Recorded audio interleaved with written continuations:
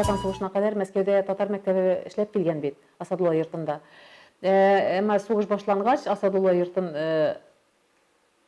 госпиталь буларак кулланганнар һәм шуны мәктәпне япканнар. Сугыштан соң инде билгеле безнең Мәскәү татарлары тагын да шунда яңадан мәктәп ачылыр дип уйлап өметләнгәннәр, әмма мәктәпне ачмаганнар инде. Менә шул 45-нче елдан башлап Мәскәү татарлары күп кенә даирәләргә, нинди хакимият башлыкларына барсына да йөреп, татар мәктәбен ачырга рөхсәт сорап, бик күп кенә бусагаларына ниткәннәр, изгәннәр инде. Һаман мәктәп булмаган. Менә 90-нчы елларда перестройка башлангач, күп кенә иҗтимагый оешмалар барлыкка килде Мәскәүдә, милли оешмалар. Инициатив группа комитеты образованиега йөреп, шунда менә күп милләтле мәктәп каршында бер татар классы ачуга ирештеләр инде. Менә шушы татар классы 90-нчы елда башланды. Шушы татар классыннан менә бу мәктәпкә хәтер килеп җиттек инде без. 7 ел буена башта 1 класс булды, аннары 2 класс, аннан 4 класска әверелде ул. Без инде күп милләтле мәктәпнең диварларына сыймый башладык. Шуңа күрә безгә инде мәктәп ачырга рөхсәт иттеләр. Һәм 97-нче елда ниһаять безгә менә шушы Көньяк Көнчыгыш округта, Мәскәүнең округында бина бирделәр, балалар бакчасының бинасын. Шул бинада, ташландык бина иде ул. Шул бинада мәктәп ачылды. Безнең нибарысы 147 бала иде беренче елда. Анда төрле сыйныф балалары булды инде анда. Һәм шуннан мәктәп башланды. Башка мәктәпләрдән безнең мәктәп аерыла, менә шунда этномәдәни компоненты барлыгы белән. Без татар телен өйрәнәбез монда. Татар атнага ул элек күбрәк иде, атнасына күбрәк иде, чөнки башка халәт иде инде, мөхит иде дип әйтергә була. Һәм менә бүгенге көндә без атнага бер тапкыр гына татар теле дәресен бирә алабыз. Ул учебный планга кергән. Һәм ул башлангыч классларда гына инде. Башка сыйныфлар өчен этномәдәни компонент инде башка төрле юнәлешләрдә бирелә. Ул булсын хореография, җыр түгәрәкләре, җырның сүзен өйрәнгәндә бит татар теле өйрәнелә инде, аның истәлеге дә өйрәнелә.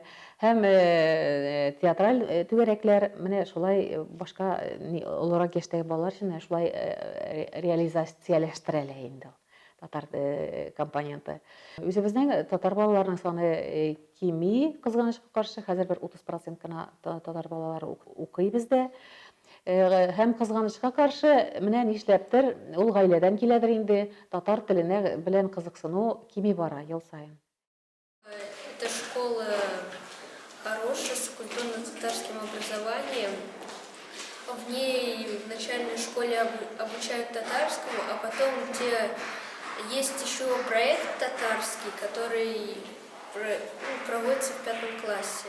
Мәскәү шәһәрендә туып үскән татар балалары кайберләре татарча белмиләр. Ул балалар айыплы түгел, гаиләдә аларның әти-әниләре сөйләшми.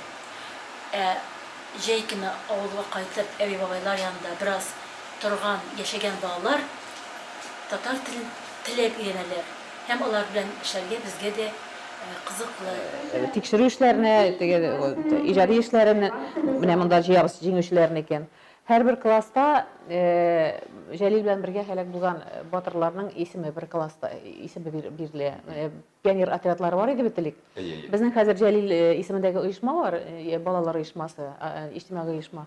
Менә шунда шул оешмада инде һәрбер класста берәр батырның, каһарманның исеме, Абдулла Илиш мәсәлән, Фуат Сәйфелмөлеков дигән исемне йөрткән отрядлар бар. Менә алар шул тикшерү эшләрен алып баралар инде. Менә бу мәктәптә минем бер ишеткәнем бар иде. Һәм бирдә менә танышып чыктым. Мәктәп теге хәзер ниләрдән? Мин үзем мәктәп директоры булып эшләгән кеше беләм мин аның. Мәктәп хәзер шуннан менә бөтен рухы белән бик тә теге ничек дип әйтер, күңелгә ятышлы. Татарча әйткәндә теге уютны бу мәктәптә җиһазлау, чисталык. Һәм тагын бер ягыннан бирдә менә музейлар, менә Муса Җәлил музее, аннан соң теге татар халкының музее, мәктәп тарихының музее. Хәзер шул тикле менә зәвык белән тупланган, буларны тупларга кирәк, оештырырга кирәк. Буларны хәзер менә шушы теләсән инде кунакка моны тапшырырга була. Укытучыларның саны 30 4, köbesi tatar, hem 441 bala bugün.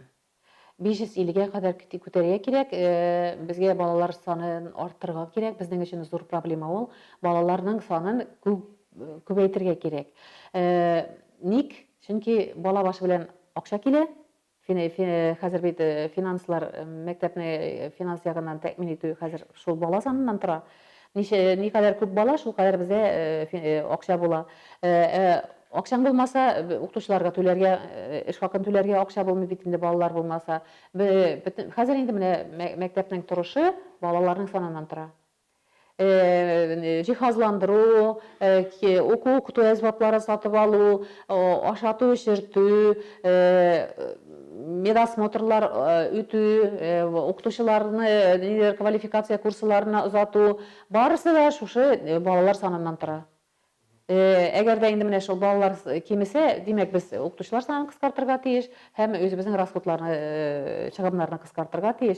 Шуңа күрә менә мәсәлән төрле лабораториялар, кыйммәтле лабораториялар алу турында, интерактив панельләр алу турында безгә хыялланырга гына кала, аңа акчабыз җитми. Менә тик эш хакы түләргә генә һәм иң кирәкле әйберләргә генә акча җитеп бара. 2017 елдан бирле мәктәбебездә эшләүче яңа директорыбыз Роза Җәфәровна Лема Исхаковнаның дәвам итүчесе генә түгел, ул тагын да үзенең белемен, үзенең тәҗрибәсен шушы эшкә юнәлдерүче, оста педагог итеп тә, оештыручы итеп тә танытты үзен. Аның кул астында эшләүче коллектив мәктәпнең менә киләчәккә шул кадәр ышанычлы адымнар белән алып баруына бик без рәхмәтлебез. Шушы мәктәбебез белән кыйватлап киләчәккә барырга насыйп булсын. Без бүген Муса Җәлил мәктәбенә кунакка килдек. Роза Җәфәровнаға бик зур рәхмәт. Шундый матур, чиста, пөхтә мәктәпне тота, руководить итә. Бу мәктәптә бик күп балалар татар телендә сөйлиләр. Безне каршы алалар татар телендә, исәнмесез дип. Бу әйбер бик шатландыра.